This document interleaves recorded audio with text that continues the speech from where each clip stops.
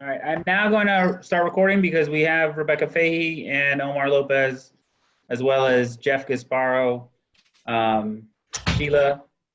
Sheila, I apologize. I'm trying to remember your last name. Massingale. Oh, yeah. and Frank Budding. So I believe we do have a quorum now.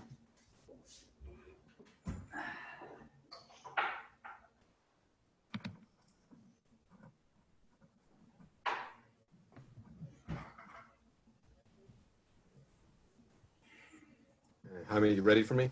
Yeah, I'm ready. You can go right ahead. Let me turn on your screen. I think. Oh, yeah. Yep.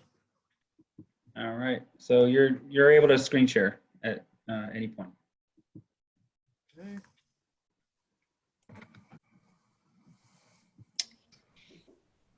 Good. All right. Good. All right. Well, Karen, are there any introductions, or would you like me to start here? Other than saying welcome to everybody, I think you can go ahead and start, and I'll chime in at the appropriate times, I guess. Okay, great. Well, welcome everyone. This is Frank Fish, and I'm just going to share this evening. We've got a little bit of a presentation on land use and zoning as part of this, which you'll see in Jonathan Martin's going to cover that, and then he turn this back over to Simon. So I'm just going to start with Simon. I think everyone's seen that first slide. So just on, we'd like to go over a little bit. We're aiming for, again, 7 to 9, but as long as this need go, we don't want to just go over the project schedule a little bit. I know that you've seen, most of you have seen the project schedule a little bit, but go through a plan section tonight, particularly land use and zoning. As we said, we would try to go through new sections with you every month. And then, so we'd like also on that item, we'll have the draft section on the region and history, which has population and demographics in it. So if there's comments on that, or we should go through that tonight, just let us know. I think we're going to cover subcommittees and sort of focus groups, and I think there Karen may have some updates also. And then Simon's going to go through the community engagement up. So at the end, we'll save for discussion, other items, next steps. So, I mean, you can go ahead to the next slide here. Yeah. So I think everyone knows each other, and you've introduced yourselves at the last board meeting. So again, comprehensive plan steering committee members, key staff people that we're working with, and then our own team. 4 of us are on this this evening, and then urbanomics will become more important to a couple of these presentations as we get into community facilities, particularly the school district. And then Joe, you're on tonight. So Joe Smelly is here from Kellard Sessions. I'm just gonna, you've seen this, but we just wanted to update you where we are a little bit and just highlight this project schedule again. Basically, as you all know, we're trying to do these committee meetings every month or nearly every month with you. And we do want to reconfirm sort of a June meeting date with you before we all leave tonight. And then as this goes on in the orange there, we've had one briefing with the trustees. We do want to have an appropriate moment in the summer, a second briefing with the trustees. That second briefing, we may want to get into the State Environmental Quality Review Act a little bit with the trustees, because they eventually have to declare lead agency for both the plan and any zoning code updates. So we'll be meeting with them also and let you know when those meetings are. Then the plan itself, as you know, we're trying to do, and we by default have to do a lot right now online, which we think is working pretty well. And I'm going to go into some of the ideas on this social pinpoint interactive map, which you see listed there. And again, each month we will try to do give you a briefing on a new chapter and then review a chapter where we've given you some data or write-ups on that chapter. So we're hoping this will grow iteratively through the fall. And in the fall, we may be able to expand participation a little bit. That will depend on where we are with the COVID-19, with the coronavirus. But that's the plan. And as I mentioned at the last time we went over this, that is going to be some key dates for the committee in the fall, because you need to hold, state law does require that where there is a committee, that during the preparation of the plan draft, your draft, you hold a public hearing. So we were looking for that in sort of November. There you can see the orange circle. And that date, of course, is flexible, but that's what's in our current schedule. And once you do that, the draft plan gets transmitted by you with any revisions you want to the trustees. And then the trustees would be working on that in the winter, in January, along with zoning code updates. And that would aim also for a public hearing. The trustees are responsible for the State Environmental Quality Review Act. So we do a draft generic environmental impact statement for that, for both the plan and the zoning. Then that would aim for that public hearing in February. And then after the hearing, we finalize the plan, finalize the zoning. The law requires, SEQA requires us to do a final environmental impact statement and then findings. And at that point, time in the late spring, the trustees would be in a position to adopt the plan. So that's sort of the overall schedule. We've got a lot of things to do in this yet to come, such as a public survey, the subcommittee meetings, which we'll cover a little bit later. So as you can see the bottom bar there, outreach is ongoing and primarily online for the moment. So Simon, I think you can go ahead here. And then the draft sections, you now have the section on the village sort of overview, regional overview, and a demographic overview. What we hope to do tonight is just get into some basic material on the zoning, land use and zoning. We haven't got that written. We just want to share ideas with you. Martin had a chance to do a site visit with Jaime and Karen. So we'll go through that a little bit later. You can see the rest of the chapters there, which we have previously discussed. We have added that final chapter. As I mentioned last time, the current plan that you have has 8 chapters. We've added the land use and zoning chapter because everyone had mentioned to us that zoning was important. And then we added. Can you hear me? Yeah. Yes. Great. Hey, this is Omar. Yes, Omar. One note that I wanted to make was, Yes. in terms of timing, the town of Ossining is also working on their comprehensive plan, Yes. and their comprehensive plan is a little bit behind ours, so that they are at the point where they're still looking at responses to the RFP for a planner, choosing that firm and looking to do that and ultimately within the next 4 to 6 weeks. So they won't really get fully started with their plan until August or September. So if you look at, if you were to go back one slide to the timetable and look at where we are at around August or September, Yes. at that point, the social pinpoint interactive map is in full force, and there are a lot of pieces already in motion. So I think I think there are 2 takeaways from the fact that the timelines are slightly off. One is in terms of sharing information with them, that we are learning that might be relevant to their own comprehensive study, just keeping in mind that we are creating more data than they are at that point. And so sharing it, recognizing that it's basically just to be helpful and to inform their process, but they won't have reciprocal data that they can then share with us that will inform ours until much later on.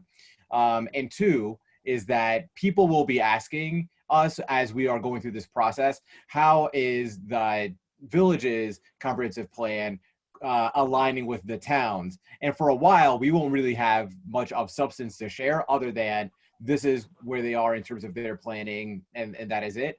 But I think having some language to share with folks about how the village and the town's comprehensive plans are speaking to each other, I think would be helpful as well.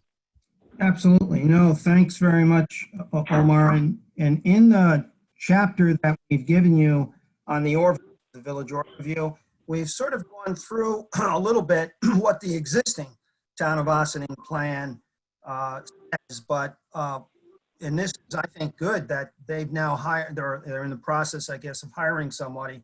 We had a little discussion with Karen and Jaime, in fact, today about one, we would want to share information with them, you know, as they get underway. I think also particularly because my understanding is that it's a somewhat smaller effort financially. I think the budget is a little bit less in the town.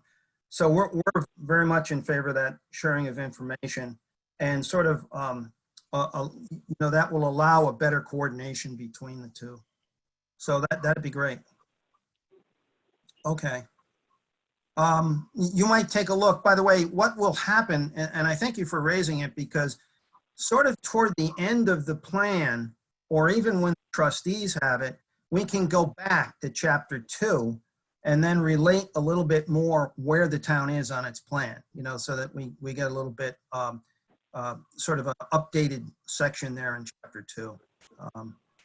So, but as we mentioned at the last plan, the last meeting, sorry, the land use and zoning, of course, although it would be nice that they relate in some way, the town has sole authority over their zoning, of course, and as you know, the village has sole authority over yours, so they would have to be done independently. You know, the town board has to adopt theirs, and of course, the village board here in Ossining Village has to adopt it. So, okay. The only thing I was going to add here on the draft sections is that chapter 10, we've added in the hopes that we could develop with you all and the trustees sort of an action agenda at the end of the plan. So you have a checklist of things that the plan can be perhaps looked at, you know, every year as to how you're doing with that checklist. Even if it's not updated, you know, the usual update for a plan might come every 10 years, but we're hoping that action agenda, trustees might be able to go through it and, you know, check off what's been done and what needs to be done. So with that, I think, Simon, you can go ahead to the next chapter there. And, sorry, the next slide. And I'm going to turn this over at this point to Jonathan Martin, who can give you a little bit of an overview and some just data and issues that so far we see a little bit with the land use and zoning chapter. Yeah, great. Good evening, everybody. Thank you, Frank. Yeah, a brief overview of land use and zoning and some of the issues that we've observed, but also those that we have heard in our various discussions. There's about 15 slides here. So this is quite similar to the village overview that Sylvia gave about a month ago. But I want to begin by just summarizing land use here. You can see table X as a placeholder for future use, but in a document. But you can see here that this summarizes the total land area in acres by these major categories of land uses. The map supports this on the right-hand side. And then we've got the percentage of total area in the village by land use type.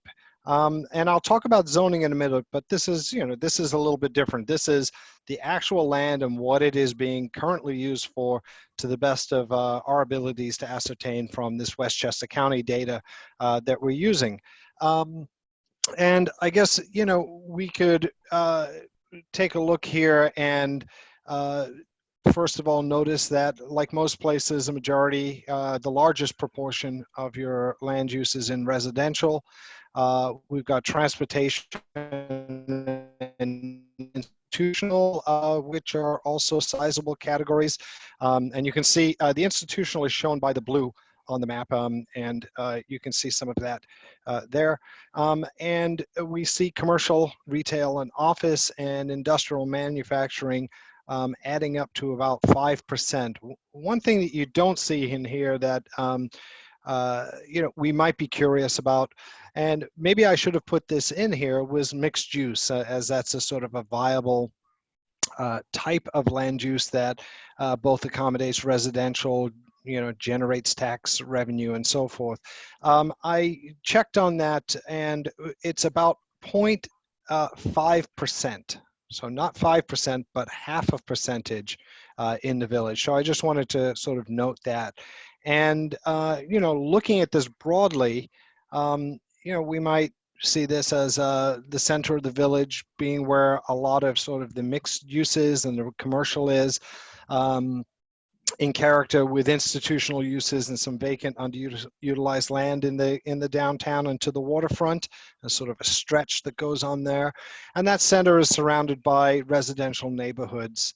The north and the south show multifamily land uses with these are supported by neighborhood and corridor commercial.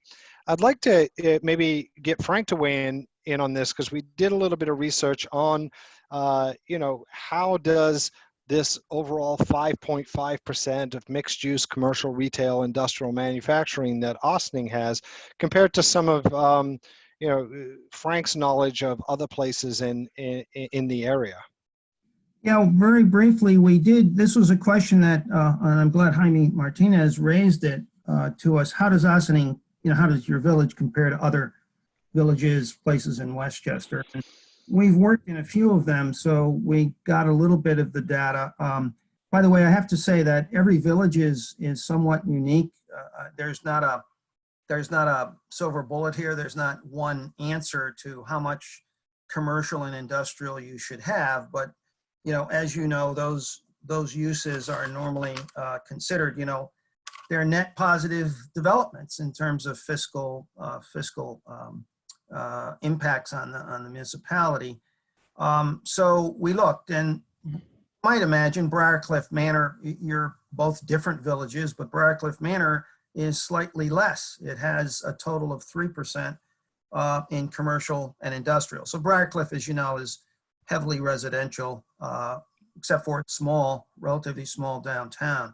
However, I guess there had been a mention by some in Ossining in the village that this might be on the low side of other communities, and it is a little low when you compare it to a Mount Kisco, which is a bigger place and has a larger center to it. And Mount Kisco does have about 12 to 13% commercial and industrial property. So the one that's closest to you perhaps is Sleepy Hollow. It has 4% retail and office, 4% commercial, so do you.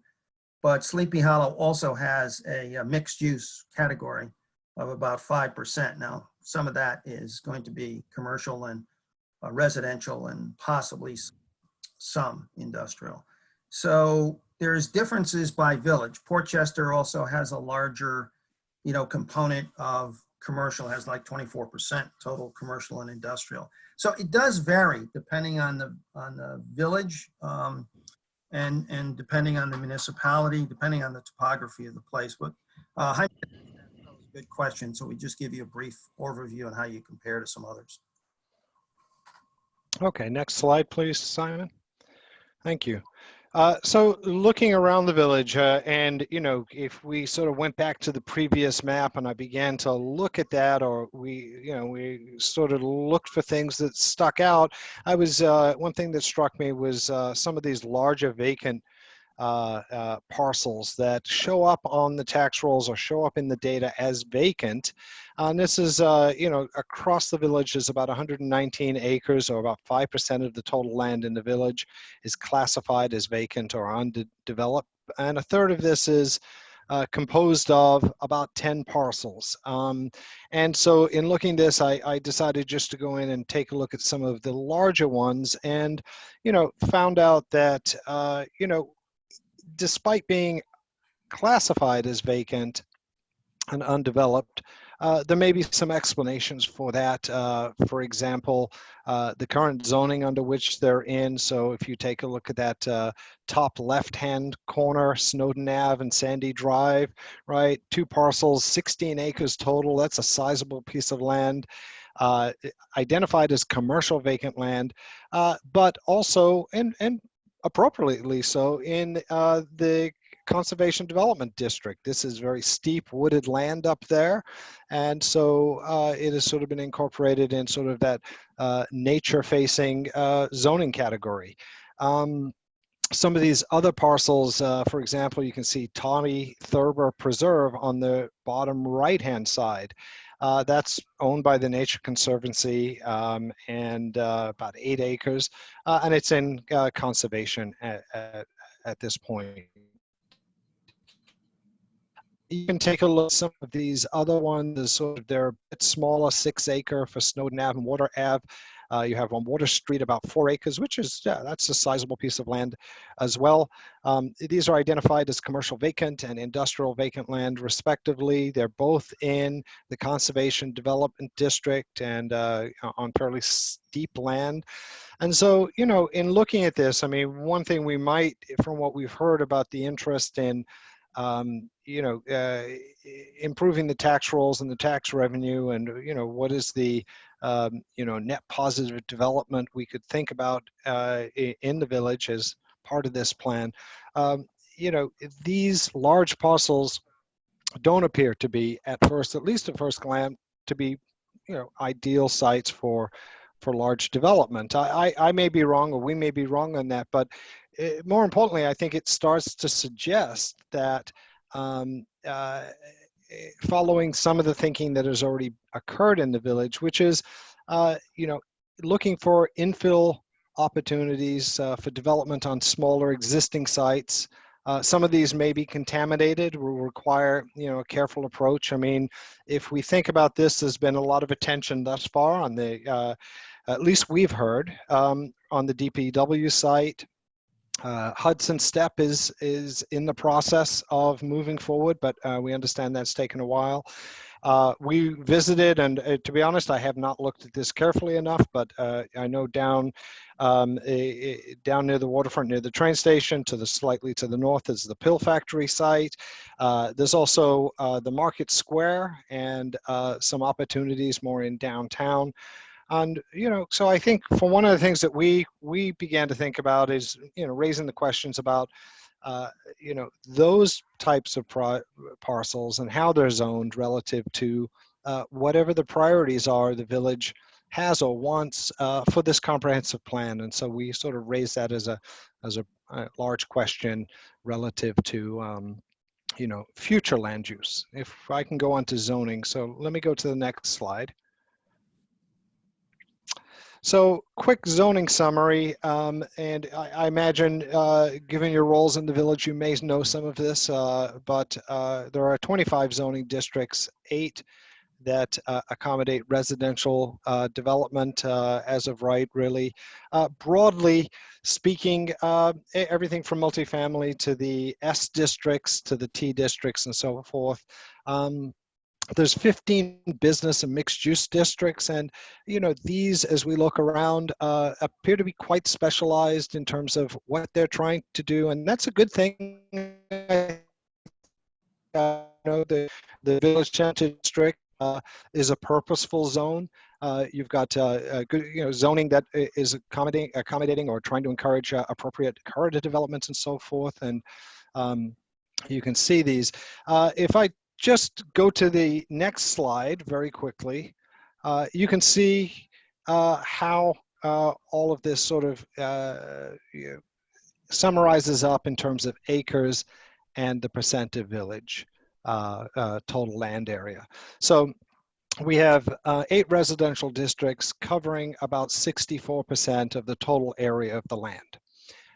The business and mixed use districts, again, being more specialized in some respects in terms of the geographic location and what they're trying to accomplish, really about 36% of the total village area. And then we have 2 overlay districts, which I think are important because they are really focused on responding to some of the efforts that are going on down near the waterfront, and then also ensuring that appropriate development comes out in the 2 historic districts, the Sparta and the one in the village center.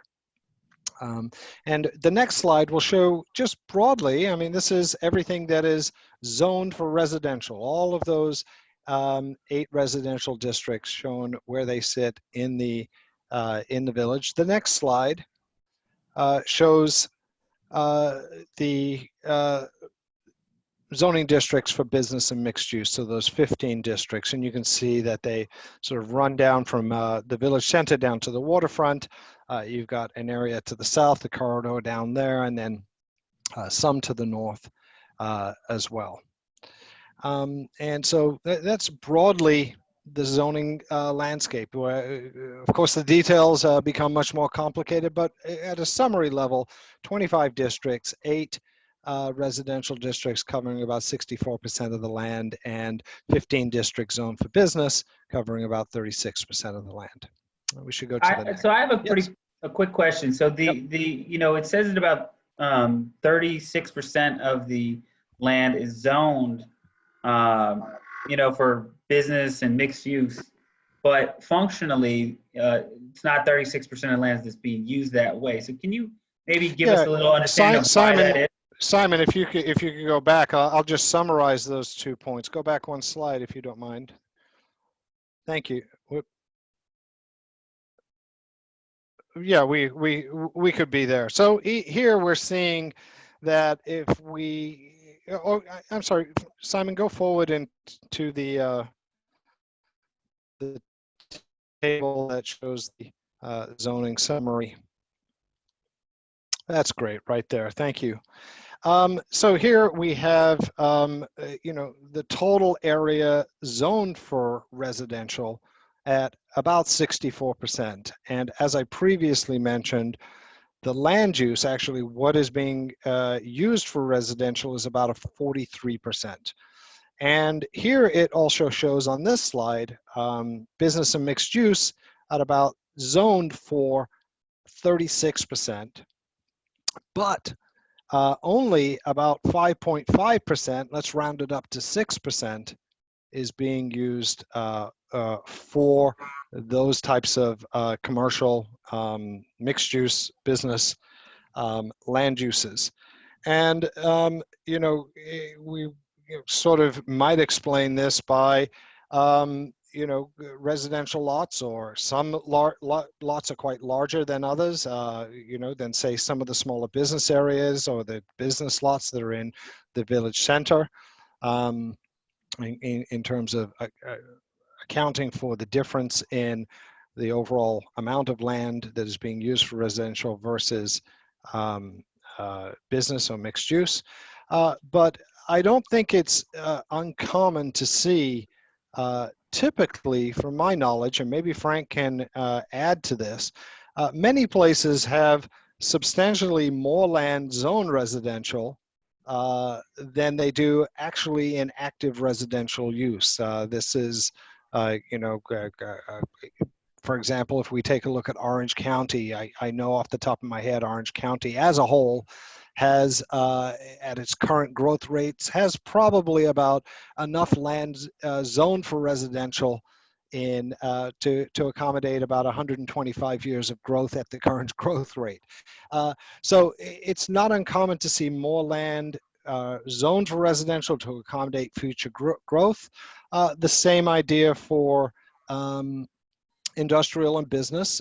You know, you zone areas because you want to attract business, accommodate business, and bring forth stronger economic development in your village.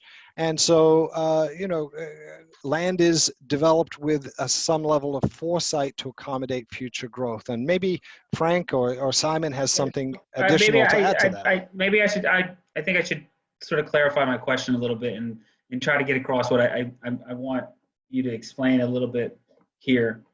I understand what you're saying. I mean, we obviously you don't zone for streets and things like that, so there's going to be differences between one or the other.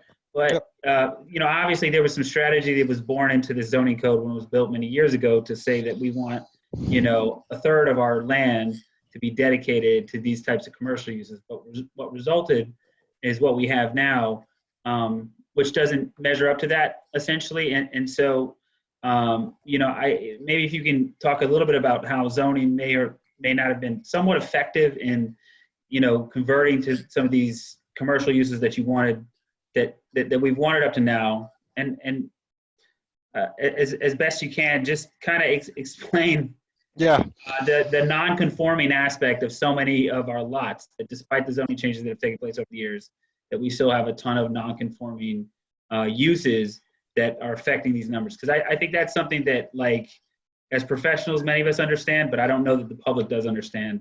And since this is for public consumption, we have people watching this right now. I think it'd be really helpful to talk about that aspect, even just for a brief moment. Sure. Well, you know, the issue of nonconformity comes up later in the slideshow, but just to talk briefly about it right at this point, and for the public's, you know, understanding, typically when an area gets zoned residential, you know, you may have other uses that are already present, or you zone an area that is designed in the zoning to say, well, it should accommodate these kinds of lots or these size of lots with these lots with these kinds of frontages, so to speak. But you know, given a place has a history and there's an age to some of the lots, and some of them were developed well before the current zoning, you often get conditions that we call in, you know, planning language, non-conforming lots. That means the lots are there, they're viable, people live on them, but if you would check the dimensions, for example, against what is allowed in the zoning that covers that particular geography, it may not meet up. So you may have, for example, a requirement that you have a frontage, the front part of your lot that touches the street, be at, say, 75 feet. And then you look at your lot or a series of lots, and you can see that some of them are substantially narrower from that. And that's because they were built before the zoning. One thing I will say about, you know, how this relates to Jaime's great question, Jaime, by the way, is, you know, the intentions of this zoning. Some of this zoning, especially in the business and the mixed use, it has developed since the 2009 plan, which I was going to talk about in a few slides, and the fact that, you know, the whole waterfront zoning plan or regime was developed post 2009 in response to the vision and the ideas set forth in that plan. The same thing with the village center. Before 2009, Austining did not have a village center zoning, and that was written with those intentions. And so, you know, to a certain degree, the intentions in the zoning, certainly for the business and the mixed use, I think are very much directed at addressing some of the challenges that were identified in the 2009 plan. The conditions that I'll talk about in a little bit regarding nonconformity in the residential districts, I think have to do with more to do with the history and the overall historical development and the older lots versus newer zoning, more current zoning, if you will. And that sort of set the stage for nonconformity. I will add one other thing. Nonconformity doesn't only occur dimensionally. That is, as that example I gave you with the requirement of 75-foot frontage, and you've only got 40, say, so to speak. That's, you know, or your lot isn't quite large enough to meet the minimum that is required in the zoning, whatever it might be, 5,000 square feet, 7,500 square feet. You've got a smaller lot, and therefore you're non-conforming. It also occurs, nonconformity also occurs by use. And so while you may have a situation that an area is zoned for residential, and a particular type of residential, you may have a different type of house that doesn't conform. I think the other thing that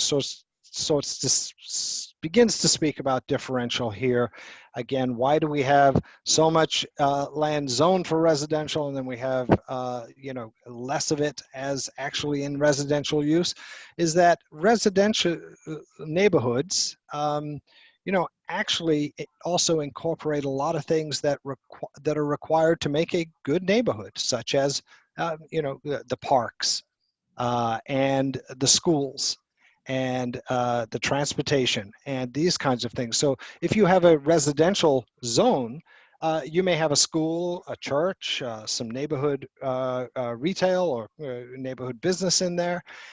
You may have some other businesses as well that just happen to be in that lot, and you have a whole series of roads and sidewalks and all of these things that, you know, typically are about 20-25% of you know, any municipality. So, you know, this differential of 21 points between 64% of the village zoned at as residential, but the actual land use being at 43 can be, you know, without further investigation, Jaime, and putting exact numbers to it, it probably could be explained a lot by these things that I've just spoken about. Can I ask a Did that question? answer the question? Yes. Those zonings, I guess they develop sort of on a historical basis over the years. Have you done any value per acre exercise in those zones to see where the revenues, the returns in those zones are the high points? And I'm thinking about the work that Urban 3 is doing in mapping the value of place. I don't know. Yeah, Frank, it's a really sort of a neat thought. To this point, we haven't. You know, tonight's objective was really to sort of give an overview of the landscape and discuss some ideas, and, you know, looking at some other things, maybe options in the future. But yeah. Maybe I could go on to the following slide here, just so we do have time at the end to discuss some of these issues that are coming up. You know, broadly, you know, the issues that we've heard or we've identified here, I'm going to go through a couple of these in some of the prominent zones that we've heard people discuss and taken a look at. But I want to begin by sort of discussing two types of zoning issues that, you know, we come across and we also see apparent here in the village of Ossining. The first category is really sort of housekeeping and code maintenance types of zoning issues. These are what we might call relatively lightweight to sort of address and so forth, but doesn't mean they're not important. They are really important, because you can see on the right-hand side here, we've got the kinds of problems that come up in housekeeping and sort of code maintenance. It's definitional consistency. So that first one on the top on the of the table, you know, the definition of building in the zoning code. And so, you know, and you go down the list here, these are all definitions that are shown here. And this is from a memo to Village Corporate Counsel Stewart that I think he asked somebody to do back in 2018. It was a very thorough job. I've looked through it, and it identifies issues of definitions or missing definitions and so forth. And so you can see here the building is defined differently, or the building inspector is defined in two different ways. This happens at different times. The intentions are probably the same, and this memo identifies, you know, maybe some direction on how to address these. But what we're really trying to get at here is, you know, something, you know, that we call horizontal consistency, meaning that different parts of the code, different parts of the Village of Ossing's suite of policies, certainly here regarding zoning and the village code, are consistent. You want that. You don't want somebody to go to part of the village code and see one definition and go to the zoning and see another. And, you know, from what we understand, that this is something that maybe the village council or the building department, they've already begun this, could continue to take the lead, really, as it's sort of mostly textual and making some adjustments. It's also, I think, appropriate for them to take the lead on this, especially given their knowledge, Stuart's knowledge, and then, you know, the building inspector, you know, weighed in all of these in this memo. There's a great wealth of knowledge there. The second category of zoning issues and ideas are really those that are related to the comprehensive plan. They tend to address larger pressing issues as part of the planning process, things that I'm going to talk about in the next few slides. They also work to support the future vision of the plan that comes out of the planning process with the steering committee and the public. And, you know, the main areas here might be the waterfront, the downtown, the T district, although other residential districts as well. And this is something that, you know, in this planning process, BFJ is, I think, the appropriate, you know, entity to take the lead on those. If we go to the next slide, I'll just talk a little bit about what's been discussed previously about ideas for addressing some of these larger issues that relate to planning that I just spoke about. The first one is the 2009 comprehensive plan done by Price Shapiro company. And you know, looking through this, I did a search through this document and said highlight everything wherever zoning is mentioned.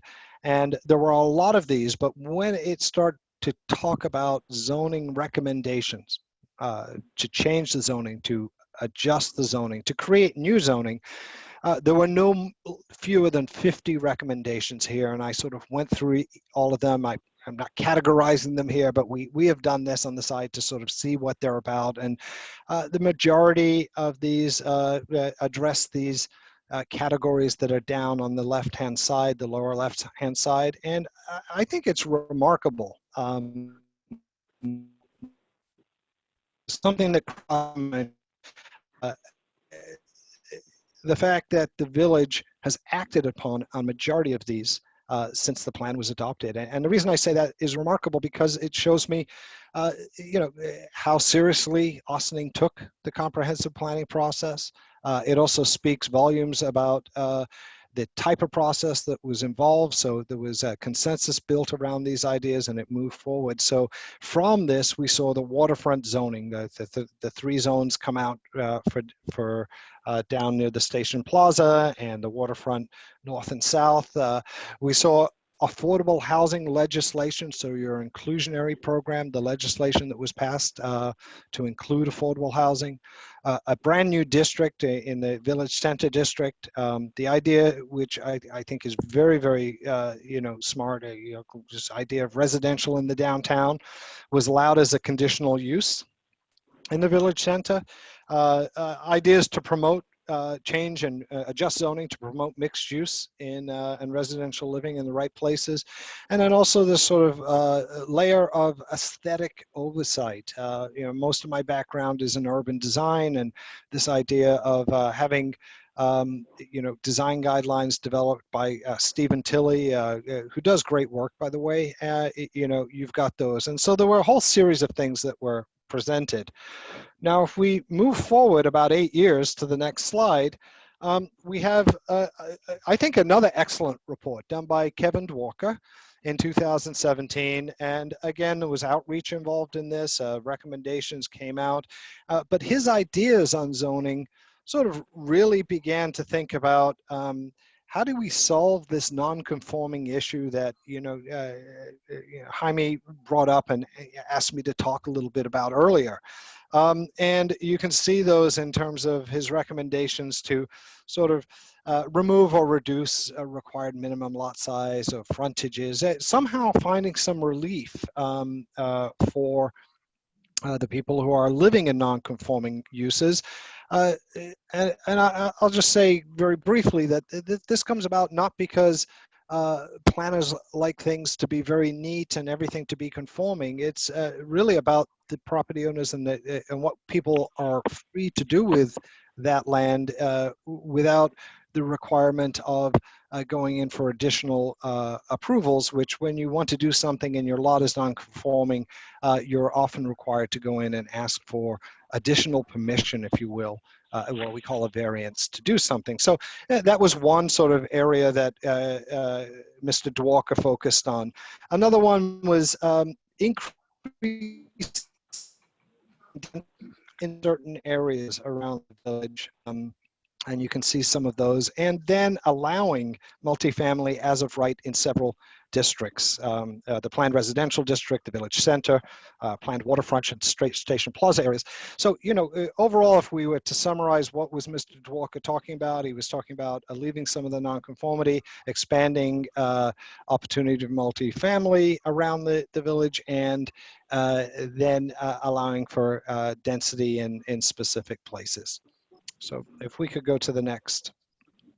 So I'm going to talk very briefly about two zones in particular. I'll begin with the village center and then talk about the T district. But I wanted to begin, for both of these, I wanted to really begin with what are the purposes of these districts, at least as the zoning was written. That gives us a little bit of an insight on what the intentions are behind some of the zoning. And remember, the village district zoning came out of the 2009 plan, and it really was aimed at preserving historic downtown Ossining, right, as a center of village life. And if we look back at the land use, and we can see that that sort of has certainly remained. This is a village with a center surrounded by residential and some corridor development. But also this idea of economic development to promote increased business activity in the downtown, and then also to provide some opportunities for residential. And this was done by conditional use, or permit, special permit that way. It covers about 38 acres or 2% of the village. And if we go to the next slide, please. We get some of the particular details. Again, stepping back, and this is an overview, a broad summary. We can see some of the permitted uses, the conditional uses that are allowed. So for the public benefit here, public's benefit, permitted uses are sort of what we call as of right. As long as you meet all the codes, requirements, you pretty much are allowed to build down there. You still have to go through reviews and so forth, but it's allowed. Conditional uses usually require a little bit more oversight because the village is concerned to make sure that they fit in well, so to speak. So that's the difference between permitted and conditional uses. The table here, again, shows you what the dimensional requirements are. For a parcel or a development in the village center district. You can see there's a few NAs here, so there's no minimum size of minimum width, no minimum front setback. This maximum.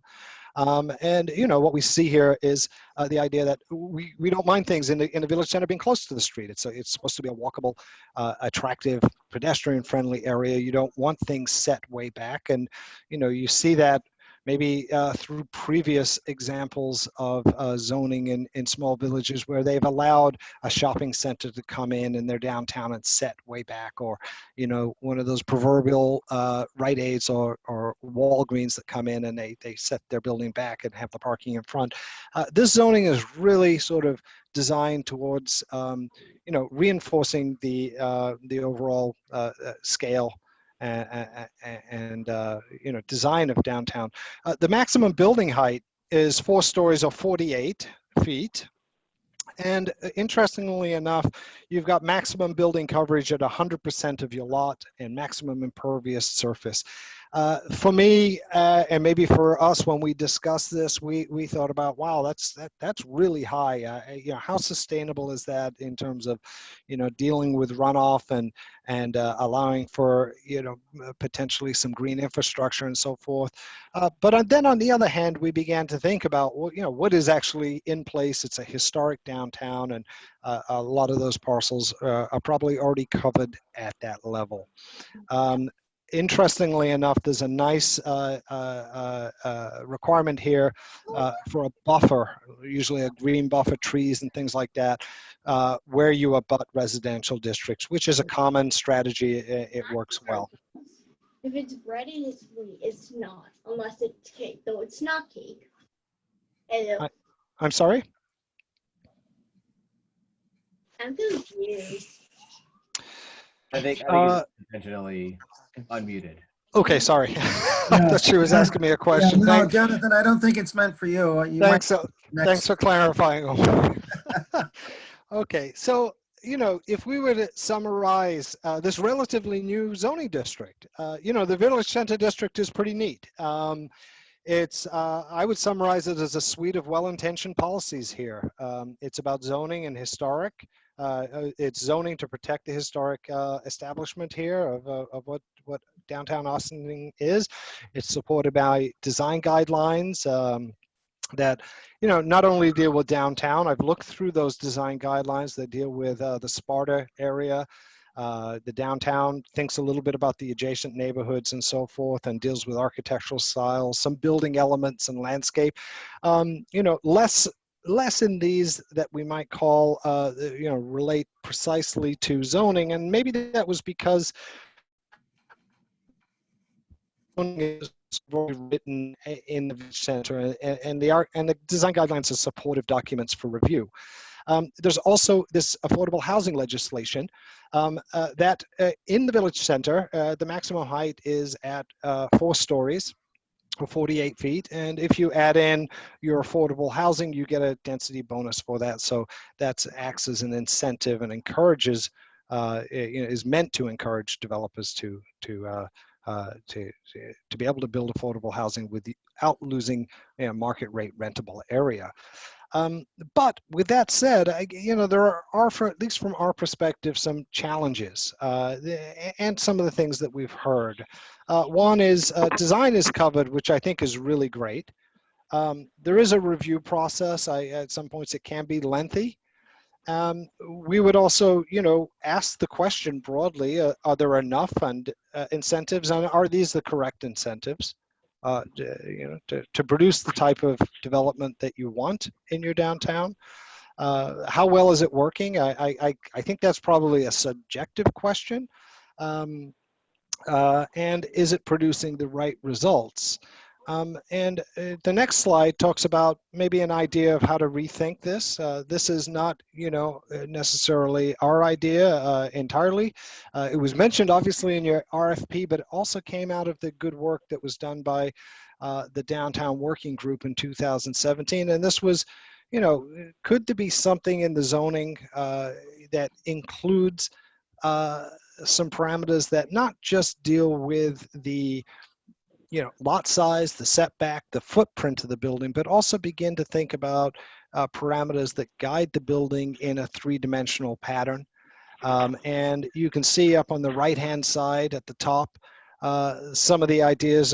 This is called form-based zoning for downtown. And, usually it's guided by visual preference surveys or design guidelines. You guys have design guidelines already, and these could be used to inform, a type of zoning that has form-based elements in it. The focus is really on the building forms and the storefronts, the entrances. It's really, and I think I mentioned this at our interview, a while back, that, people begin to think about form-based code as really talking about, well, what's the shape of the building? That's partly true.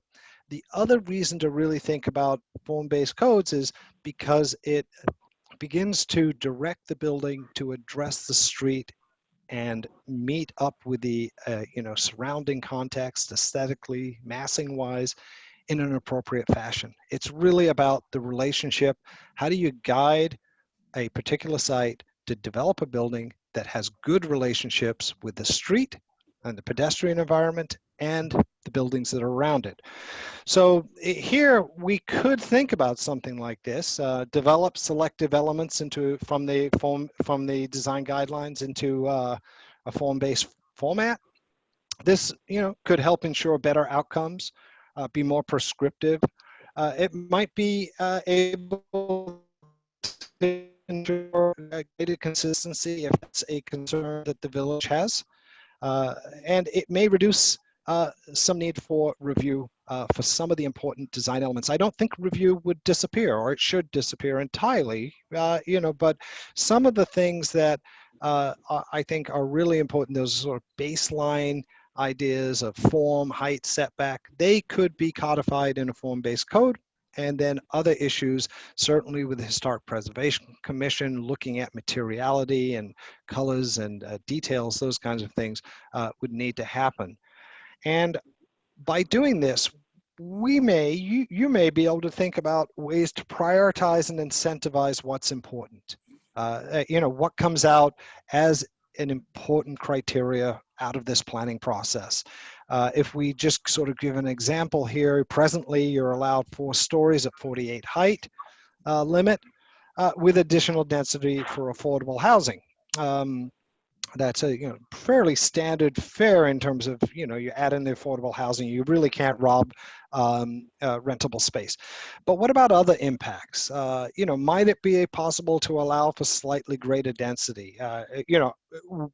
Not wedded to any of this, or even this 5 stories, 58 feet as maybe a starting point or a discussion.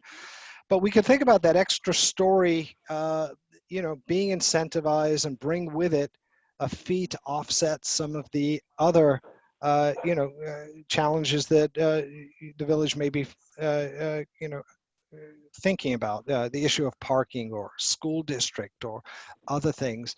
And, there's ways of writing this zoning also that, may include some alternative classroom space to alleviate schools and things like this. There's lots of ways to do this, but the objective here is to build upon what is great about the Village Center District, but add in some things that control and ensure greater consistency and maybe streamline the process as well. The last point here, I think you already allow residential as a conditional use in your downtown. And I think that's, been because of oversight. It may be possible here that if the zoning gets rewritten correctly, we build consensus around this if people are interested and so forth. It may make sense to allow residential as a principal permitted use. Just allow it not as conditional, but as of right. Again, to streamline, move things forward. This would contribute greatly to sort of the population in downtown in terms of activities, making it more vibrant. It could also contribute to tax rolls. If we go to the next slide, I'll give of another district, district here, and I want to begin again with the purposes. It really is about maintaining the character, scale, and density of existing two-family neighborhoods in the village of Austining. consistent with the protection and promotion of public health, safety, and general welfare. That's standard stuff we see in zoning, but really it's about maintaining neighborhood character and to encourage property owners to maintain and improve their properties in keeping with the character of the surrounding neighborhood. So, the first one I can understand. The second, yes, it's a bit more about, quality of life and so forth. It's, it's a little less certain than the typical things that can be dealt with in zoning. So zoning can quite easily maintain character and scale and density. That's the bailiwick of zoning, if you will. Encouraging property owners to maintain and improve, that requires certain incentives and so forth. Let's go on to the next slide. We can talk about some of the details. So here we see the T district, even though it's called a two-family district, the permitted residential uses are single-family residential. And we have conditional uses, two-family detached residences, and a little bit of limited non-residential uses are allowed as conditional uses. But what struck us as very surprising is that it's a two-family residential district, but two-family attached. So, for example, duplexes are not permitted. They're not even allowed by conditional. You would have to go and get a variance, which is, in terms of use, is a very difficult thing for a developer to get typically. Single family attached, so the idea of row houses and townhouses, which are, these are great, I think, they're great residential typologies for a village. And then, carefully design multifamily units that park themselves. Those kind of things are not allowed here either. And, we didn't speak to Kevin Dworka, but, some of those points came up in his zoning analysis as well. If we take a look at this table, you can see that the minimum lot area is about 7,500 square feet. You've got a very healthy 75-foot lot width. You've got, quite generous. And when I say generous, I think they're maybe a little bit excessive based on what we observed. Front yard and side yard requirements.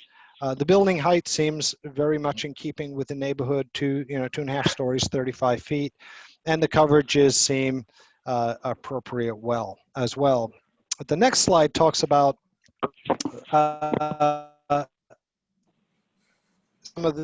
some of the issues of non-conforming and the ideas issues related to the T district and other residential districts. So the map on the right-hand side here shows the T district as sort of that shaded orange. So it sort of, bookends or holds up, if you will, the village center on the north and the south.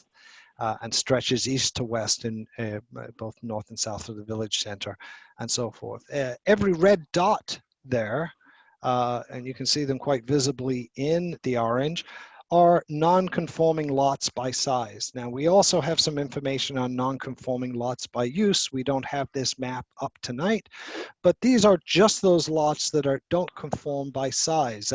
Again, going back to where Jaime asked me to explain something a little bit earlier, here, you've got issues of a requirement of 75-foot frontage.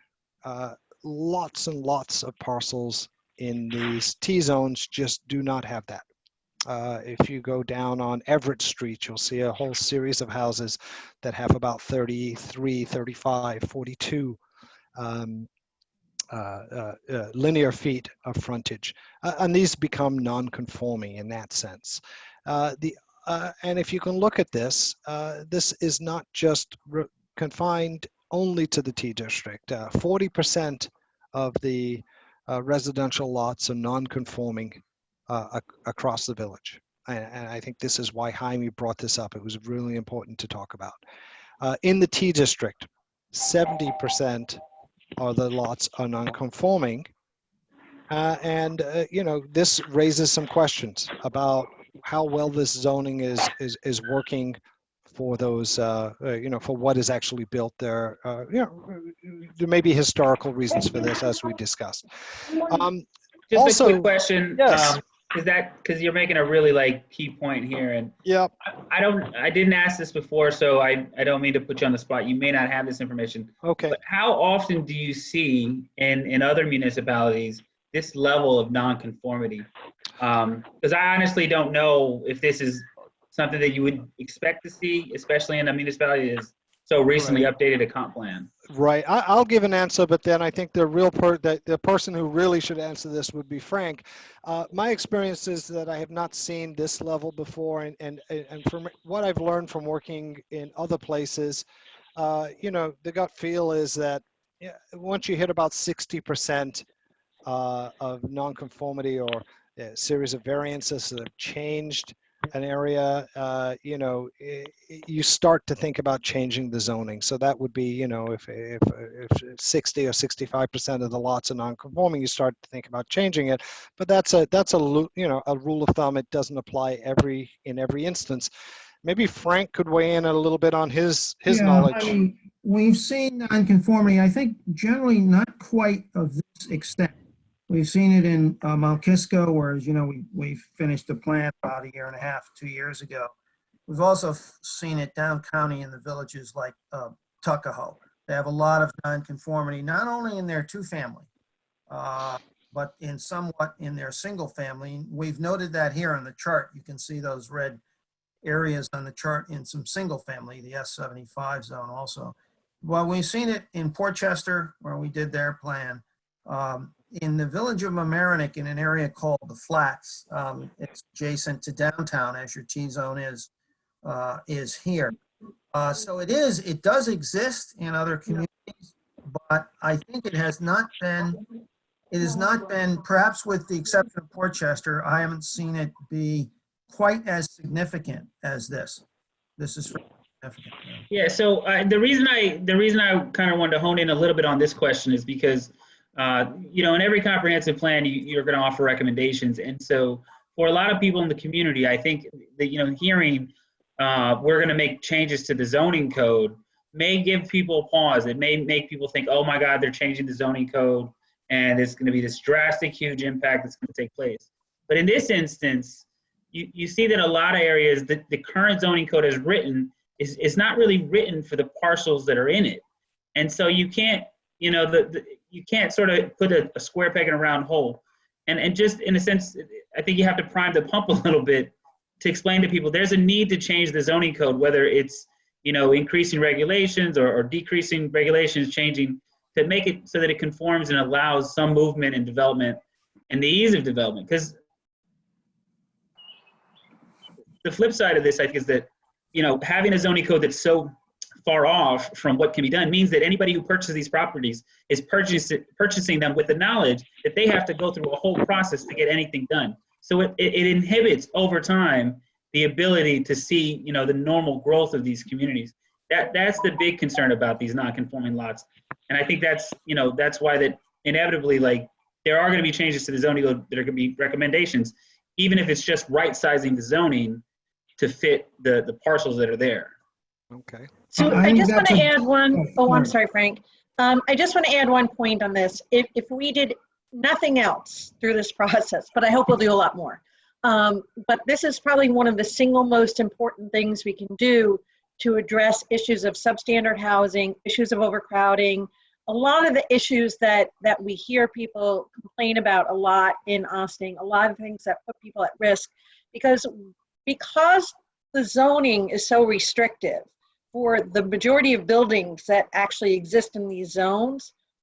When people buy them, they cannot invest the money they need to because they can't get the variances to make the buildings habitable and to get a return on the investment. This makes Austin a slumlord paradise. So it's important that we address this, because the problem that we have from the zoning not really being right-sized for what it is probably a significant portion of the housing issues that we have that we're struggling to address. Right. I think one quick thing, and I would echo the points made about this being, like barriers to people investing in these properties, like from my perspective on the planning board, I feel I could see that. But the one other thing I would add is these aren't just areas that are tucked away in remote parts of the village. If you look at where they are on the map, they immediately surround the village center and Croton Avenue. And when we're talking about trying to incentivize and bring investment and, there's a big talk about wanting to increase, commercial growth in those areas as well. These are the areas that are completely adjacent to those areas where we want to see that kind of growth. And I think that it's sort of like as you radiate out from the center, you have the situation immediately outside the village center. And I think that it's part of the bigger picture. Yeah, those are two really, all really great points. I mean, that geography is something certainly to consider. I mean, these are areas that, Jeff, they're within walking distance of downtown as well. For bringing people down. This idea of barriers to investment. Another thing, just thinking about the little person in a way, who wants to just owns a two-family, wants to make some improvement. If they're in a non-conforming lot, the barrier to go for a variance, to get the permission just to do a remodel or a renovation can be really onerous. And so these are all really good points. Some of the other ideas that have come up, I mean, obviously this idea of, the nonconformity and how it relates to some other important issues on the village's mind is there. But there's also this idea you're relating to maybe, allowing a bit more flexibility here in these maybe the T district or some other districts, which you see as sort of being very common, especially given the situation we're in right now, is allowing accessory dwelling units as of right or by conditional use, so you're a bit easier to do live work and these kinds of things that are a bit more current and modern to how we live, not just today, but more today than previously. But this has been a trend that's going on for a while. And finally, how do you think about making these changes? This idea of changing the zoning, adjusting the zoning, as Jaime and Karen have spoken about, grandfathering places in, so forth. These are things we can touch or discuss in further detail as we move forward. Thinking about the T district specifically, some of the ideas that have been out there, from very from the stud village has done is allowing for a reduction in, for example, the required side yards may alleviate a sizable amount of the nonconformity. We don't know that for sure right now, but that's sort of the indication. There's a lot of sort of area nonconformity because you just don't have enough frontage width, or the side yard is not appropriate or to code. The idea of quality of life in terms of accommodating parking idea was raised through various discussions here through this process of accommodating limited parking within the front yard. So you have the side yard where parking is currently allowed, and then allowing it to come in partially, not to open up the full front yard, but partially allow it to creep into the front yard legally, as long as it's supported by certain parameters. You can't park in, there's a limit to how far you can come in. You can't park in front of the main entrance, so you can't block that. There can be design guidelines for screening and these kinds of things. And in looking at this, when this idea came up, there are examples that we found around the country that do this quite successfully. Another idea of addressing some of these issues, and again, to the T-zone specifically, we know there's other nonconformity in some of the other zones as shows on the map here. But, what if, there was a consideration for taking the T-zone and creating, more than one zone. So, zoning that works for an area that is solidly within the intention of the T-zone and alleviating some of the nonconformity and so forth. But then other areas that may be more appropriate for zoning that allows for additional uses. And so forth. I think the key here is that, whatever zoning may be considered through this process, it should be really responsive and contextual, to the surrounding area and respectful of the vision and the objectives that are set forth through this planning process. Another idea would be to address, that surprising fact that I mentioned earlier, that when we looked at this 2-family zone and saw that 2-family residences, duplexes and the like were not allowed. Maybe they should be allowed as of right.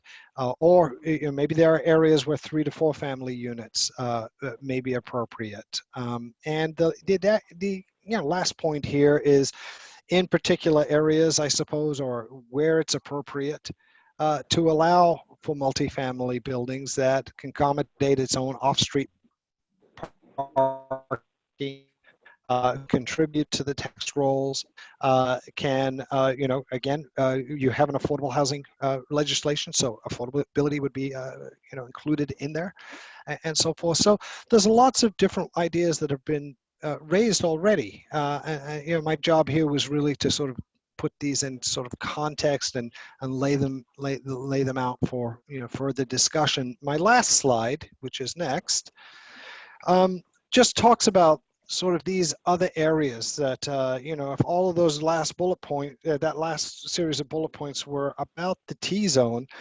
it doesn't mean that some of those ideas in some ways couldn't be applied elsewhere, but each part of their village is unique in its own way and so forth. And, thinking about this, and if we take this area that is shown in the yellow sort of box up there, that's pretty much, you can see all that sort of cluster of nonconformity by lot area and so forth. And this is an S75 district. You already have an S50 that you can see the differences here. The lot size reduces from 75 to 5,000. Minimum lot width goes from 75 to probably something that's a little closer to what you actually have on the ground there, around 50. And so forth. The heights are the same, the coverages are the same, the impervious surface is the same. The minimum livable square footage is slightly smaller in the S50 district, you can see there. So the idea here of this isn't to say that we have a solution that a certain area should be rezoned or so forth. The point of showing this, I think, was to say, look, in some instances, you may have some of the solutions right in your code already, and they may be, appropriately applied where necessary, or to resolve some of these issues. So with that, and we can come back to discuss this, or I'm going to turn it back to Simon anyway, and he can continue, or we can open up for discussion, whatever people would like to do. But thank you for listening. Yeah, before we move on, I want to just make sure we've got some time for discussion here. There's a lot of information, but we certainly want to hear from us. We can go back through some of these slides if you want as well. Anyone? Well, Simon, why don't you do the concluding slides, but then we can come back. We have a discussion. Sure. So, yeah. Sure. Sounds good. Okay, so the next sequence here is an update on public outreach, stakeholder engagement. I'm going to turn it to Karen on this slide to give an update on the subcommittees. The one thing I wanted to just say before Karen takes over here is just a quick reminder on what the subcommittees are sort of going to be tasked with doing. Number one is that we're going to meet with these sort of groups of different community leaders, stakeholders, and so on in the categories up here on the right side of the slide. And they're going to help us develop each of the topic area chapters of the plan. As we meet with each of these groups, we'll sort of treat them almost like a stakeholder focus group. We'll bring some questions. We'll try to identify what the key issues are that we need to address. We'll put together a chapter. We'll talk about it with all of you. And then our hope is that we can go back, send a draft of these chapters back to these subcommittees later on in the process and have them provide additional feedback once we've put these drafts together. But the other thing that we're hoping to get out of the subcommittees is, which is important as well, is another way to reach out to the community. So as we're doing outreach, we know that we're going to be doing some outreach online, at least in the short and medium term. And so we want to lean on these groups as we get to know them, as we start doing outreach to them, as another way to get into the community and send word out about different online opportunities to participate. And with that, I'll turn it to Karen, who has an update on sort of where we are in the process of forming these groups and starting to have these initial meetings. Thank you, Simon. A few weeks ago, we had I think at the last meeting when we went over the subcommittee list, and we had been working on this, that we had taken this from the public engagement plan that PACE had given us.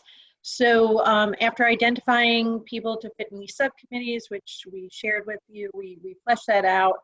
The Board of Trustees weighed in as well, and a letter was sent out on behalf of the Board of Trustees to invite people to participate in the subcommittees. We just sent that letter out last week. We are going through the responses now. So I think like by next week, we should have people, the subcommittees, people have agreed to sit on them. We'll have a better sense of how that's shaping up and how much involvement we have. And think of this also as a fluid engagement process. I don't know if subcommittees there's subcommittees, but they're also like focus groups. We can have people participating. We can always expand to include more input. And it's a bit of an iterative process. We want to make sure that we capture as many perspectives as possible. And if you have any thoughts to this or ideas for people to sit on these subcommittees, I think we've passed that around quite a few times with this group. But again, if anything comes to mind, just make sure you let us know. Thank you. Great, thank you, Karen. And so the next thing we wanted to go through is just a couple of other reminders about community engagement. The first one is we had our trustees briefing, or the virtual village hall, back on April 29th, which was a great opportunity for us to hear from the trustees and the mayor, and also hear some questions from members of the community. We're, as Frank mentioned while talking about the timeline, we're going to continue going back to trustees with additional briefings. If the village wants to do more of these sort of more public-facing virtual village halls, we can do this as well. That was a really nice way for us to start to hear from folks. I'll talk about the plan name survey on the next slide. The one other item here is the social pinpoint ideas board, which is something that we've talked about a couple of times. It's live. The image here on the right side of the screen is what you see when you get to the landing page there. You can find that a couple of ways right now. The first is if you go to austininComprehensiveplan.com, the image slider that shows up on the homepage has a link that will take you here. And the other is that if you click on the Get Involved menu item on the website, there's a drop-down list that comes down, and one of those options there is Ideas Wall, and that will take you here as well. We see this, as we've talked about, we see this as a way to start to form the vision of the plan. We're not, with this tool, we're not at the point of recommendations or issues and opportunities. It's really a step back. It's what are the high-level objectives that we want to achieve here. I haven't checked it today. I don't know if anyone's weighed in on it yet, but there's going to be a sequence of social media posts and an e-blast from the village in the next few days to start to get the word out about the ideas board. We don't have a sort of a deadline or an end date that we've placed on this yet. We've talked about keeping it open maybe through the end of June, but we can certainly keep it open for longer than that. We figure we can see how much engagement we're getting. As we start meeting with the subcommittees, that's one way that we want to get the word out and make sure people know about it. But we will also ask all the committee members to help us out and get the word out as well. So once again, the ideas board is live, and we're hoping to start to see some discussion items there. On the next slide, so we did close the plan name survey. It was a tight race until the end, but the sort of leading candidate that came out was Ossining Tomorrow with 37 votes. So unless there's sort of any more discussion about that, we think that might be that was the winner of the vote anyway, the survey. So we might proceed with that. We can put together sort of update the name on the website so that we start to use this use the name Ossining Tomorrow as a way to identify the plan throughout the process and make it more of an identifiable name for the plan. All right. Great. And with that, this is sort of our last slide, and after this we can circle back to any discussion items. But we're gonna make some tweaks to the website now that we've got a resolution of the plan name of Ossining Tomorrow. As Karen mentioned, we're gonna set up these subcommittee meetings. This is gonna be a great help for us, the subcommittees, in terms of getting some information from stakeholders in the community. It's gonna be a great help in terms of starting to form some of these chapters so that we've got some information when we come back to all of you and test some ideas. We want to spread the word about the ideas board and make sure that folks in the community are really using this as a way to start to engage in the process. We think this is going to be a useful way to hear from people. It's also we don't have the option right now to meet in person. That's normally what we would do, is have a big public workshop. But we think this is going to be a helpful way. Maybe it's even more helpful. Maybe we can hear from even more people in the community than we normally would at a public workshop. So we really want help getting the word out about the ideas board. And we're gonna keep working on chapters of the plan. The two that we've talked about so far are the village and regional overview and the land use and zoning. If folks on the committee have any comments on the village and regional overview, we can talk about those tonight. You can send them to us via email. You can mark up a PDF and scan it. You can type up comments in Word. However is easier for you to send us comments, or send comments through Jaime. Whichever is easier for you is fine with us. We can sort through comments and make updates there. And the Waterfront chapter is sort of next in the plan. But I think what's going to happen is, as the subcommittees are formed and as we set up these meetings, that's in a way going to dictate which chapters we work on next, depending on who we're able to meet with first. And the last item, which is very important before we get into a discussion, is a calendar item. We've been in a pattern of meeting on, I think we're in the third Tuesday. Third Tuesday, yeah. If time still has meeting. But if that works for everyone, that the next committee meeting would be on June 16th. So we want to make sure that that works for the group. Any thoughts on that from committee members? Thumbs up or thumbs down on June 16th? I think that from the planning side, it's good because it doesn't interact with any board of trustees meetings or planning board meetings or zoning board meetings. And so we kind of picked that date because it has the least conflict. Simon, can you guys hear me okay? Yes. Okay, great. Two quick things. One, the calendar invitation that we received from, I don't remember who sent it, maybe Jamie, I forget who, somebody from the village sent it to the committee, has dates through, I think it's September maybe, for the third Tuesday. So my sense is that people on the committee have those times held, given that. And two is, if you could, this is now probably 4 minutes going back, when you were talking about marking up the document and sending it in, can you just restate that piece? You're saying the piece that you've already written that you emailed out earlier this week, to mark that up with our edits and to send that in to Jaime. what was? Yeah, so just big picture as we go through the process, when we send a draft out, so for example, what we sent to you all on Friday last week is nowhere near final, right? So we want to hear from you. We want your comments. We want criticism and edits. And when we get those from you, we'll incorporate them. If there's anything that needs further discussion, we'll talk it through.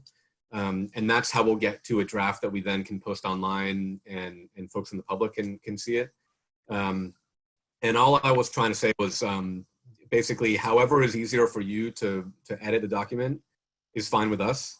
As long as there's a way for you to send them to us. If you want to do it by hand, print it out and do it by hand and scan it, that's good. If you want to type up bullet points in an email, if you want to put in comments in Adobe Acrobat, if there's some other way that you want to send us edits, we're flexible. We'll take the comments however is easy for all of you to send them. Omar, I'd like to add a little there that as you do that, if maybe we could just set an informal guideline. If we could get any comments anyone wishes to through Jaime by the end of the month, that would be helpful, because what we're trying to do eventually after you see things and we made edits, then to get it up, as Simon said, get it up on the website so the public begins to see things. What we'd like to avoid is when you have, as a committee, you hold your public hearing, the last thing we want, is for someone in the public to get up and say, oh, we didn't see any of this. So, as we go month by month, we'll try to get more things on the web. So that's our hope.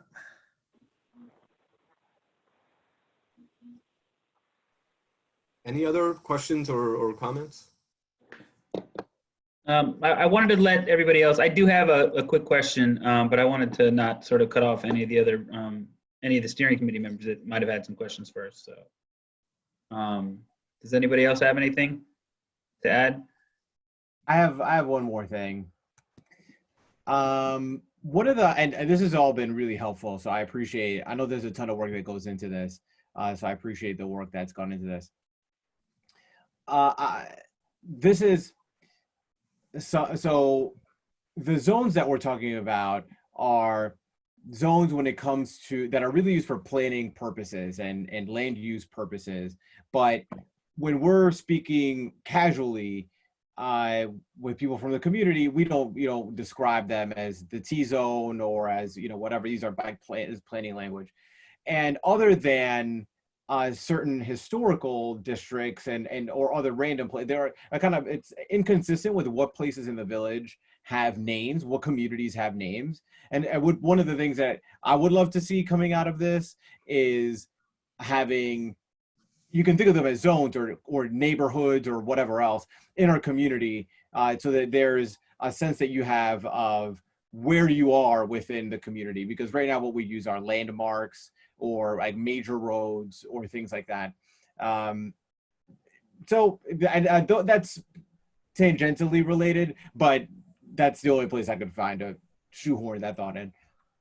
There you go. Okay. All right, so I wanted to ask a little bit, by the way, this, the information here was excellent. I thought the presentation was excellent. Jonathan, I thought you hit on a lot of really crucial information, which is great. And so I really appreciate the thoroughness of it. But one of the things that you mentioned was that the previous plan had like no fewer than 50 recommendations. Yeah. Which, considering that there were 50 recommendations, there were drastic changes made to the code, but it seems that there still are maybe some shortcomings in that old comp plan that weren't addressed. In going through the old plan and going through this process, what do you think were maybe some key pieces that the old comp plan left out that are important to strategize for during this comp plan?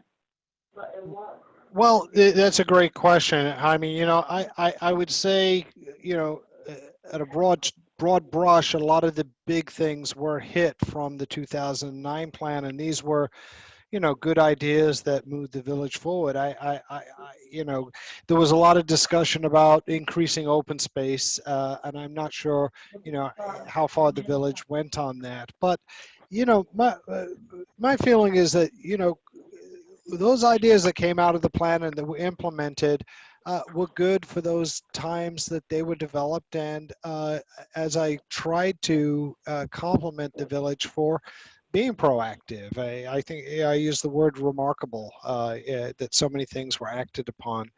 But, times change. And here we are now, 10 years on, 11 years on.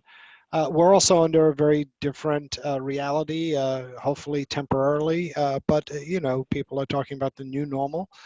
And so, thinking about how the zoning that you did adopt, again, going back to some of those questions that were in that slide that we're really raising for, hopefully to encourage some discussion about, are the incentives sufficient and in the right place?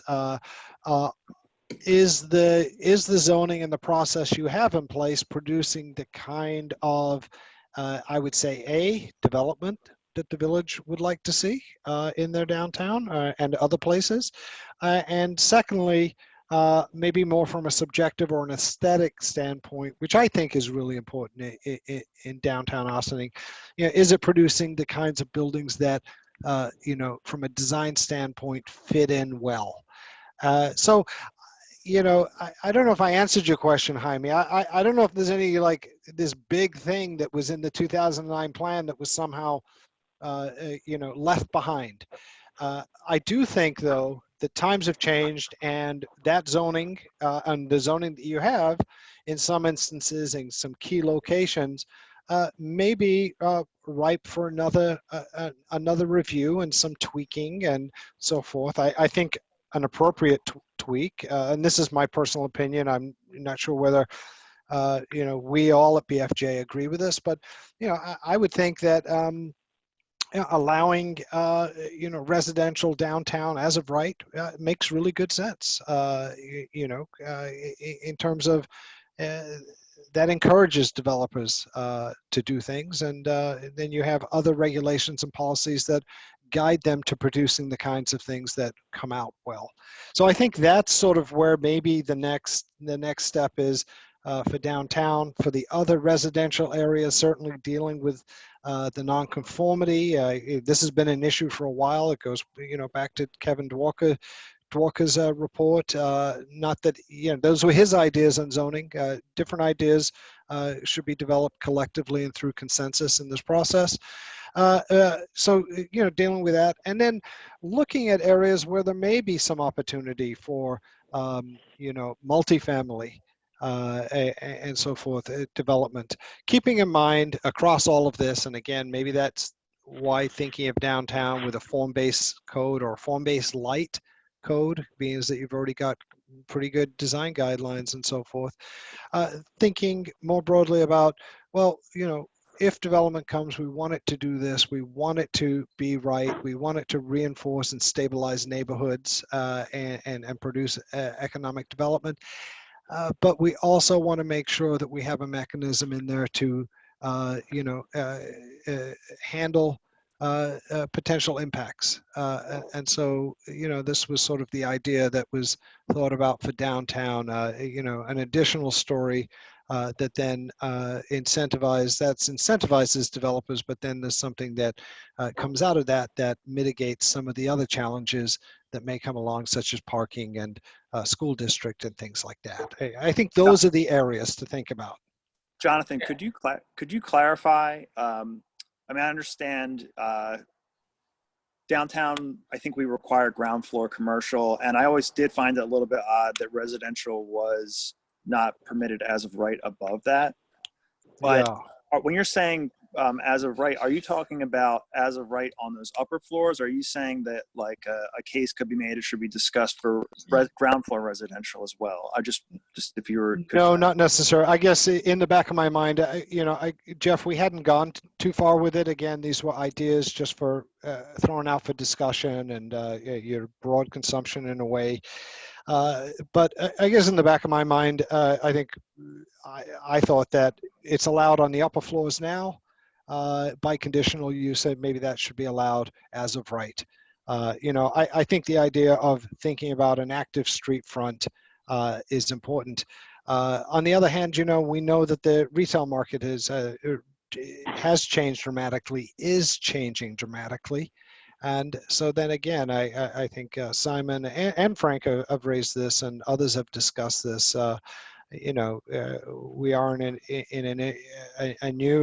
a new time, and we should be thinking about ensuring that the village does remarkably well in the future as it goes forward under the new situation. So, but to answer your question, Jeff, it was broadly thinking that it's allowed by conditional use on the second floor and above, and not on the ground floor. That seems to make sense, but except for the fact that it's allowed by conditional use, that maybe that should be lifted. And you want to encourage as much as you can for people to live and enjoy and populate and make your downtown active as best you Jeff, can. I'll just add quickly to it at Frank Fish that we're finding this in other communities now a lot, from Scarsdale to Tuckahoe. It's that residential development, they're having it now as a principal permitted use in their downtowns, so that it's not a conditional use and not a special permit use. However, that's all the floors above the ground floor. What usually is done on the ground floor, though, it depends on the village we've been in, but there's some limit on the ground floor. For instance, some villages we're toying with one regulation now to have 50% of the ground floor be commercial or retail service, and then the rest could be lobby entrances, circulation space, parking, that type of thing. So, but we do see in other communities that they are going toward a residential as a principal permitted use, not a conditional use, so that it sends a signal that you're open to that. But that is also the current marketplace. There's not a significant office market, so there's not much else to do with the upper floors. So residential is also financially for the village, and we believe for the school district, if those are smaller units, which they normally are, they're market rate units, those are net taxpayer. And so I think that they're not only good fiscally, but they put people on the street and they reinforce retail.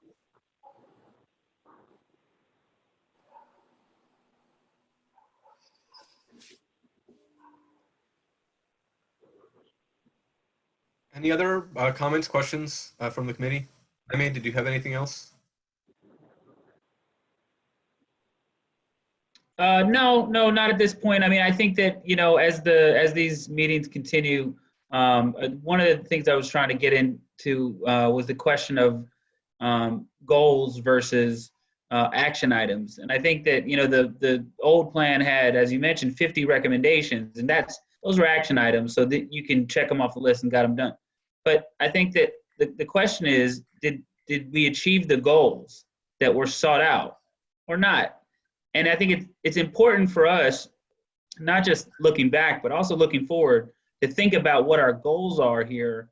And as our action items are lined up, we're doing changes that are intending to have certain types of consequences, so that we can start evaluating down the road whether or not we were successful by making those changes or not, and whether we need to make more changes and further advancements on that in a similar direction. And I just think that that's a key piece that we need to keep in mind as we're developing the comprehensive plan. again, not just looking backwards, but also making sure that those goals are sort of centering everything that we're doing in a way that can be actually evaluated down the road. It's a great point. Good Yeah, point. thank you for making that point, Jaime. Yeah, thank you, Jaime. I guess just if there's any other I have a question. comments. Omar, yeah. So let's say that we move forward with changing the zoning, particularly in the pre-existing non-conforming T zones, and maybe just one, but we accomplished that. And that's now going to reflect the reality of what is there. What then happens after that? Yeah, what happens after that? Well, I think hopefully you'll do a couple of things. For starters, the homeowners there should benefit. I mean, with they don't have to get as many area variances or even a use variance, the incentive to we hope the incentive to keep up property may be enhanced for them and benefit them. So that is one, I think, thing we're thinking of. How do we develop some incentives for people after this is done to actually invest in their own properties, or landlords to invest in their properties, and make the whole approvals process for them a little bit easier. And just keeping that in the context of the neighborhood and what's built there. I think, as Jaime said, to right size this to what's actually the format, the kind of built form that's out there. And the other thing we are kind of looking at is some of the streets, as Karen mentioned to us. Some streets, they have a built form that may warrant an actual other zone that could get better at what the existing constraints are now, and perhaps inciting some development. And we don't have anything major in mind there yet, but it might allow, for instance, a 3 or 4 story, 3 or 4 units in a zone that would be a 3 or 4 unit zone, that type of thing. And I think the end result of that may be more investment in the community. And I think, as Jeff may have mentioned, these areas are somewhat close to downtown. So you expect a downtown center with adjacent neighborhoods of some development density, and then falling off to your single family neighborhoods. So one of the things I think that this sets in motion is the ability to activate and to Jaime's point, reach the goals that I think collectively most people in Austin want to see. Having that, facilitating higher quality housing at multiple income levels, but just overall higher quality and more functional stock will facilitate a more robust business area. Because again, most of these are adjacent to our business areas. And that brings a lot of walkability. It drives more street traffic, which is what the businesses want, and that will also encourage more businesses, which I hear all the time from people that we want. So I think it will play a significant role again in addressing some of the biggest issues that we have in terms of unsafe substandard housing and overcrowding. But it will also open a way to develop more commercial and retail space, restaurants, that type of thing, because it'll provide that level of traffic that you need to sustain those businesses. It certainly will facilitate those things to a greater degree than what we have now. So that I'm clear, the situation now is that you have 2 family homes where you have more than 2 families living there.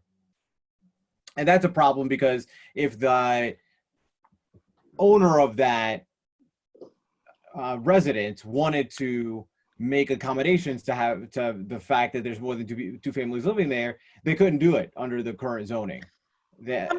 I think it's a little bit more, so what you have is a lot of multifamily homes. So you have a lot of, and this is where your oldest village stock is. So you have a lot of older Victorian homes that may actually be more than 2 families. And right now, because they're pre-existing, they, do house more than one family.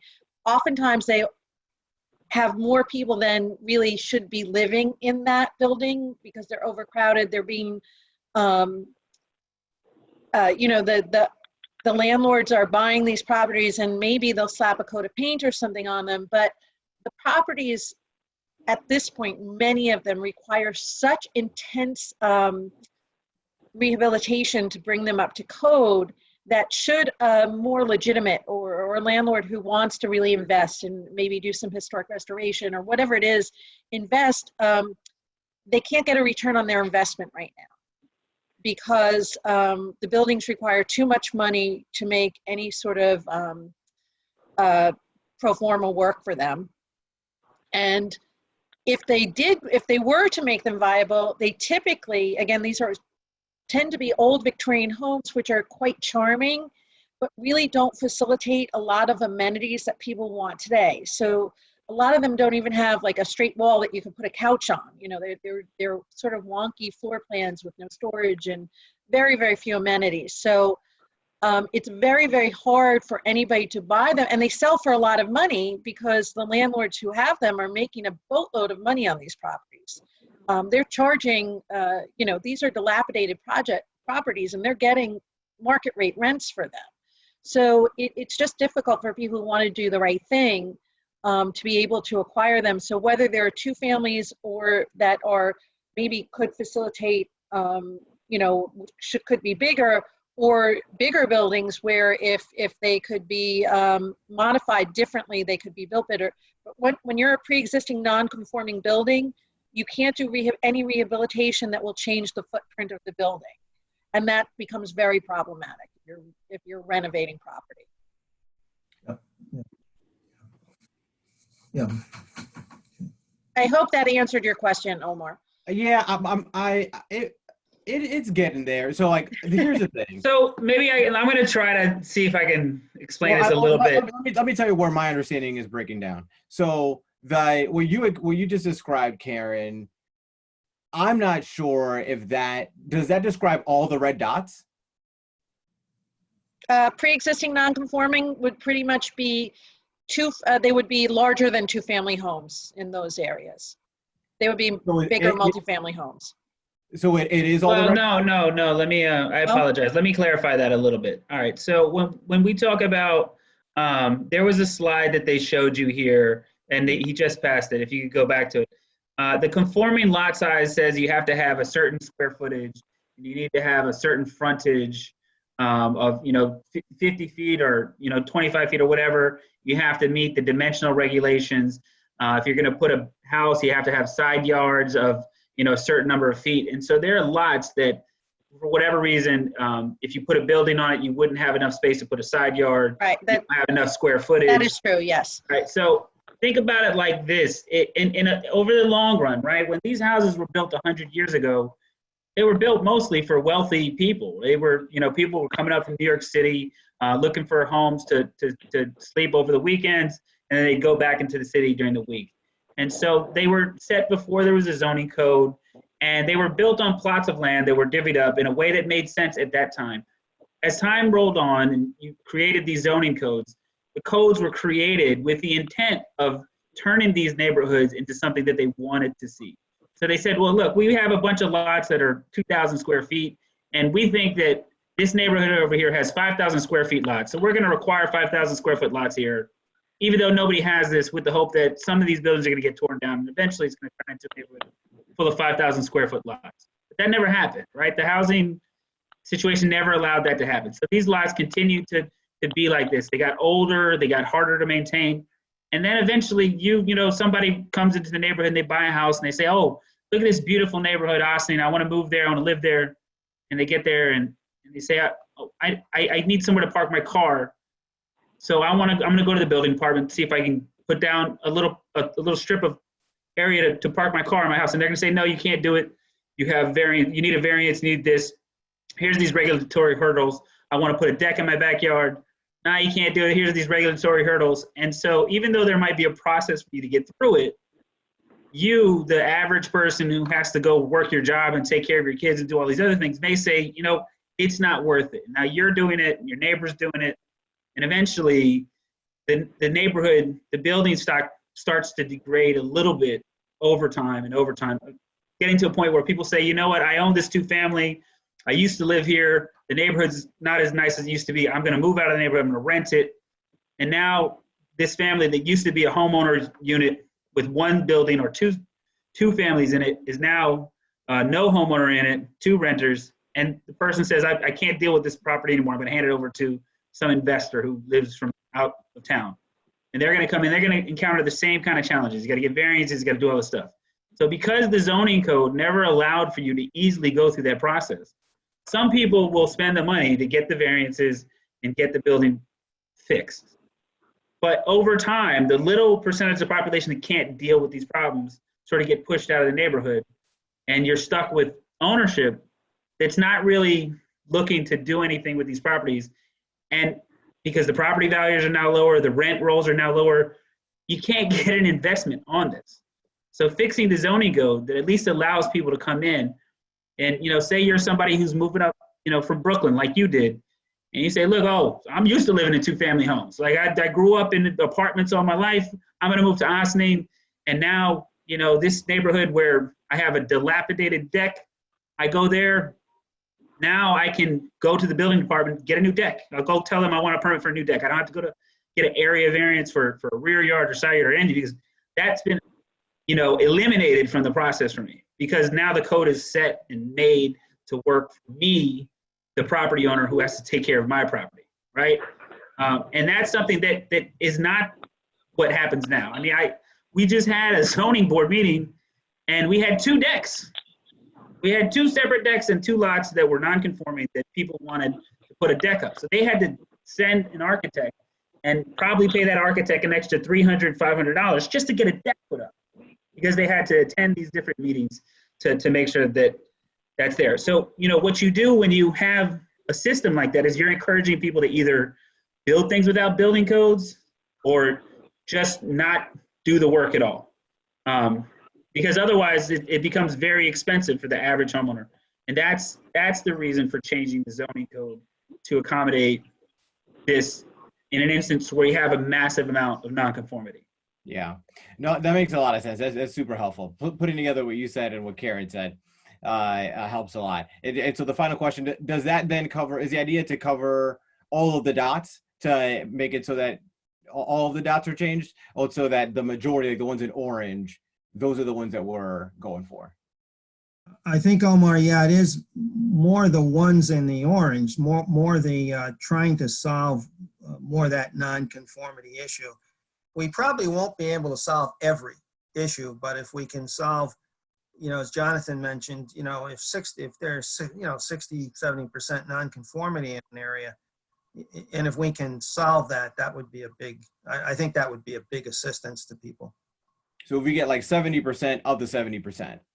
Yeah, something like that. I find that no matter how you try, no zoning is perfect, which of course is why we always need a zoning board of appeals. And then there'll be, on the other hand, more than what we do, these other things that Jonathan mentioned at the very beginning. There's some things, definitional things, we call them housekeeping. I don't like the word housekeeping because these are important issues that, you know, when talking with your legal counsel with Stuart and with the building inspector, these are issues that they have a list of also that they're smaller, perhaps, issues, but they're very important. So there'll be upgrades that they'll be suggesting eventually to the trustees also that can help with the code. Thank you.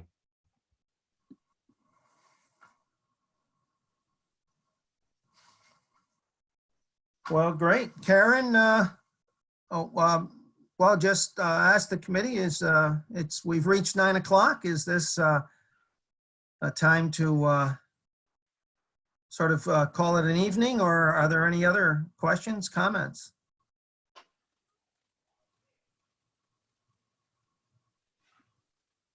Great job. Thank you, Jaime, and thanks for that summary of how people how this transpired. Yeah, that was very good, Jaime. I like that a lot. Yeah. Lots of food for thought. Thank you. Yes. Yes. Yes. Thanks, Frank.